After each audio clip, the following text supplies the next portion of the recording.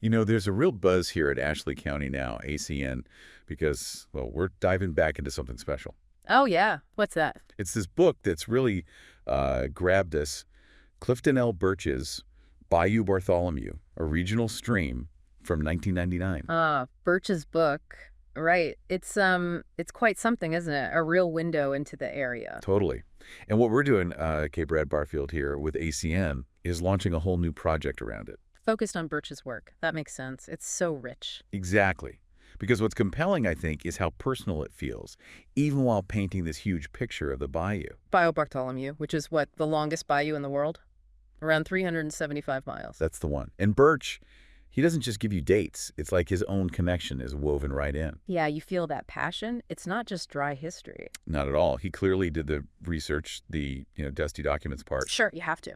But he also, crucially, talked to people. People who actually lived the bayou. Imagine the stories he must have picked up. Oh, absolutely. The anecdotes, the memories passed down, that adds so much color. And the geography. He was clearly fascinated by the bayou itself, its path, why it mattered. And the visual side, too, right? I remember hearing about the photographs. Yes. Loads of photos, apparently. Capturing these moments in time, adding another layer to the memories and the stories he collected. It sounds like a real tapestry history, interviews, geography, photos, culture. It really is. And look, for you listening, if you're curious about this book, we've got something coming up. Oh. ACN is launching an 11-essay series. Starts tomorrow morning, 6 a.m. sharp. All based on this book. 11 essays. Wow. That's quite a deep dive in itself. It is. And think of this conversation right now as a bit of an insider's look, a shortcut maybe, to get a taste of what Birch found before the essays drop. Right. Pulling out some highlights, the really interesting bits, without getting too bogged down. Exactly. That's kind of our mission here today, to dig into this new project on Birch's book and share some of the most intriguing nuggets we've found so far. It's what makes looking at sources like this so rewarding, isn't it? Finding those gems and sharing them, hoping they spark something for you listening. Definitely. And it helped that we had the book in a few formats, actually, like a text file, a searchable PDF. Oh, nice. OCR'd. Yep, and the original PDF layout, too. All the same stuff, thankfully. Makes it easier to work with. For sure. And it's interesting, Birch copyrighted it himself back in '99. Published right in McGehee, Arkansas. Local through and through. Yeah. And there's a connection noted to the Ovid T. Switzer Jr. collection, too, which, for local history folks. Adds another layer, another connection. Yeah.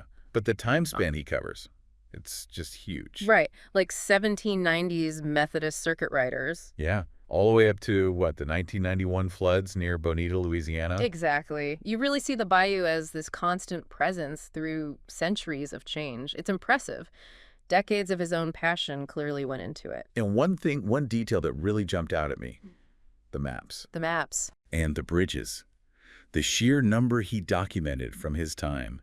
He must have meticulously tracked every crossing. Huh. That's fascinating. What does that tell you, do you think? Well, it's not just about, engineering or concrete. It's about connection, right? Right. How communities linked up, how goods moved, how people traveled along this waterway. Like mapping the human network overlaid on the natural one. Exactly. These weren't just structures. They were lifelines. Social links, economic links. And Birch, focusing on them, really underscores the bayou as a central artery, not just, a line on a map. Okay, so thinking about this upcoming ACN series where the bayou meets the people, that's the title, launching tomorrow. Right, based on Birch. Let's talk about some of the themes we're seeing emerge from his work. What kinds of insights are we getting? Well, like we said, it's that blend, the formal history mixed with lived experience. That's key. Gives you a much richer picture. Definitely. And the essays seem to really lean into that. You see it in the titles they've announced. Yeah, I saw some of those. Like the two-story cabin on the bayou.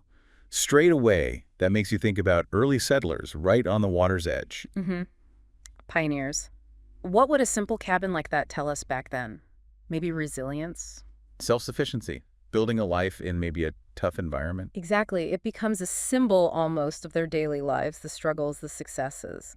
Then there's one where the bayou empties into the booth. That sounds more geographical. Maybe about how the bayou itself was seen. Yeah. As a boundary, a resource, part of their identity. Yeah, how does a big natural feature like that shape a community's whole outlook. Well, it's always there. It affects jobs, fishing, transport. It marks the seasons, the passage of time, and where rivers meet, that often has cultural weight, connection, transition. Okay, and then the more dramatic stuff. When the bayou broke its banks Floods, big impact. and mules, mud, and memory, you can just picture it. Right. These titles hint at hardship, but also resilience, how communities pulled together. Shared experiences, stories passed down, maybe some humor mixed in with the tough times. Very likely, those memories become part of the collective identity. Dealing with mud and mules. Very practical, very real. And it goes into spiritual life, too. Baptisms and noodling, That's a great title. isn't it? The sacred right next to, well, noodling. Yeah. A very hands-on way to fish. It suggests maybe a less formal relationship with both faith and nature. The bayou as a place for ritual, not just fishing. Yeah. And there's another one. Saddlebag preachers and the dirt road gospel. Ah, the early days. Faith brought right to the people very directly. No fancy churches yet, maybe. Feels very grounded. Then you have titles that touch on time passing, things lost. The church is gone, but the graveyard remains. Ooh, evocative. Memory lingering in the landscape. And ghosts in the canebrake. Sounds atmospheric. Definitely hints at folklore, local legends, the mysterious side of the bayou. Even when buildings vanish, the place holds echoes. And for nature lovers, Bartholomew's Wild Things. Right, the ecology, which is crucial, actually. Why crucial? Because the environment directly shaped how people lived with the bayou.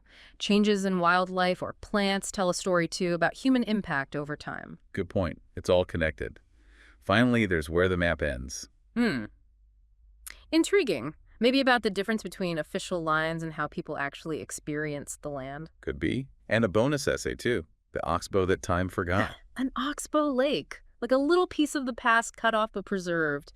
Sounds like a fascinating little side story. It really does. So, yeah, it's just clear that Birch's book, Bayou Bartholomew, is this incredibly rich source. Absolutely. That mix of personal stories, hard research, and just a deep appreciation for the bayou. And this upcoming series on ACN, Where the Bayou Meets the People, starting tomorrow.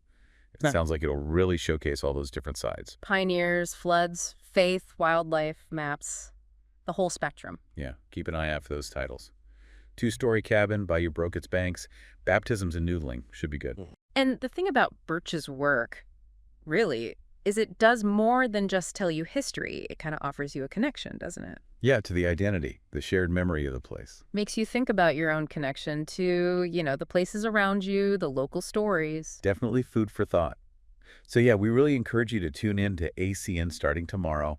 Dive into this exploration. It sounds like a worthwhile journey into the heart of the bayou, with Birch as the guide. Absolutely. We're certainly looking forward to seeing how these essays bring his work to life.